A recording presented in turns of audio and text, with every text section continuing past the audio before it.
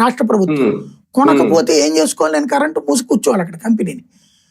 నేను నేరుగా ఇండస్ట్రీకి ఇవ్వలేను కదా, నా దగ్గర నుంచి ప్రభుత్వం తీసుకుని ప్రభుత్వం సరఫరా చేయాలి, ప్రభుత్వం నాకు డబ్బులు ఇవ్వాలి. ఇట్లా ఇవ్వకపోతే నష్టం కదా. అదాని లాంటోడు ఇప్పుడు చిన్న చితక సంస్థలు అయితే కనుక ఆళ్ళని బతిళ్ళు అడుకుని ప్రభుత్వాలకు లంచాలు ఇచ్చుకుని ఏదో చేస్తాయి. ఇది బడా సంస్థ, అదాని సంస్థ అంటే. ఇప్పుడు ప్యారిస్ కంటే పెద్దది కడుతున్నారు వాళ్ళు సోలార్ ప్లాంట్ గుజరాత్ లో.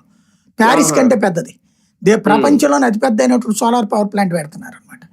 అట్లాంటివి పెట్టినప్పుడు అలాంటివి చేసే వాళ్ళ దగ్గర డైరెక్ట్ గా రాష్ట్ర ప్రభుత్వాలు కొనట్లేదు కాబట్టి కేంద్ర ప్రభుత్వం సెకి అనే సంస్థను ఏర్పాటు చేసి కేంద్ర ప్రభుత్వ సెకి వాళ్ళకి డబ్బులు కడుతుంది, సెకి వీళ్ళకి అమ్ముతుంది.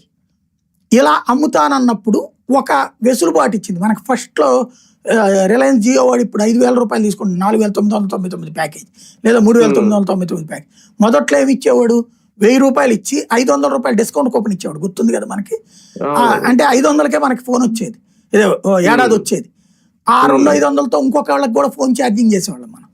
అట్లాగా సిమ్ కార్డులు ఎక్కువ తీసుకున్న వాళ్ళం కూడా మనందరం కూడా. అట్లాగా ఇది ఫస్ట్ ఇది కాబట్టి అదానిది. దానికి అయ్యే ట్రాన్స్పోర్టేషన్ ఛార్జీలు కేంద్ర ప్రభుత్వం భరిస్తానని, సెకి భరిస్తానని. సెకి అంటే కేంద్ర ప్రభుత్వమే. అది పక్కా ప్లాన్. అప్పుడు జగన్ ఏం చేశాడు, మనకి ప్రతి ఏడాది కూడా ఉచిత విద్యుత్ వాళ్ళు నానబెట్టుకొచ్చాడు.